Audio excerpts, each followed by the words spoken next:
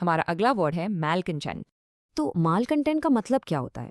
ये एक ऐसा इंसान है जो हमेशा असंतुष्ट यानी डिससैटिस्फाइड रहता है और अक्सर विद्रोह करता है। वो इंसान जो हमेशा शिकायत करता रहता है या कोई ना कोई परेशानी खड़ी करता है। और सबसे इंटरेस्टिंग बात यह है कि इस वर्ड को हम दो तरह से यूज कर सकते हैं।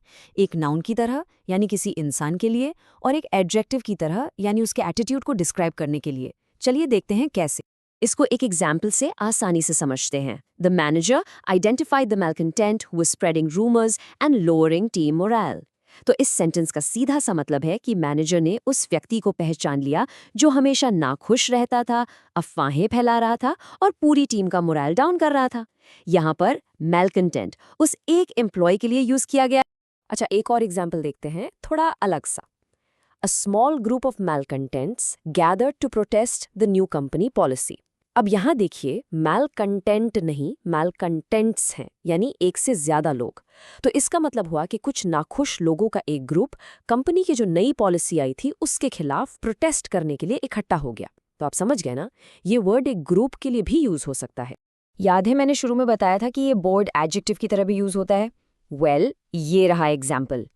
His malcontent attitude made him difficult to work with on team projects।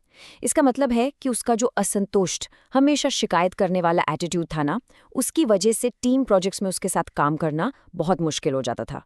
यहाँ malcontent उसके रवैये को डिस्क्राइब कर। अब एक बहुत ही इंटरेस्टिंग कोट देखते हैं जो इस वर्ड को एक बिल्कुल अलग एंगल से दिखाता है। Every great movement in history was started by a malcontent who dared to question the status quo। Wow! इसका मतलब सोचिए, इतिहास में जितने भी बड़े बड़े बदलाव या आंदोलन हुए हैं, उनकी शुरुआत किसी न किसी मैलकंटेंट ने ही की थी। किसी ऐसे इंसान ने जिसने उस समय के हालात यानी स्टेटस को पर सवाल उठाने की हिम्मत की। तो इससे पता चलता है कि कभी-कभी मैलकंटेंट होना एक पॉजिटिव चेंज भी ला सकता है। तो अगर आपको मालकंटेंट की जगह कोई और वर्ड यूज करना हो तो चलिए इसके कुछ सिनोनिम्स यानी इसके जैसे ही मीनिंग वाले शब्द देखते हैं। जैसे कि रेबेल यानी जो विद्रोही हो, फिर है डिसिडेंट मतलब जो सबसे अलग सोच रखता हो, असहमत हो। एक और है ट्रबल मेकर, ये तो नाम से ही क्लियर है, परेशानी खड़ी करने वाला। और आखिरी है एजिटेटर यानी आंदोलनकारी।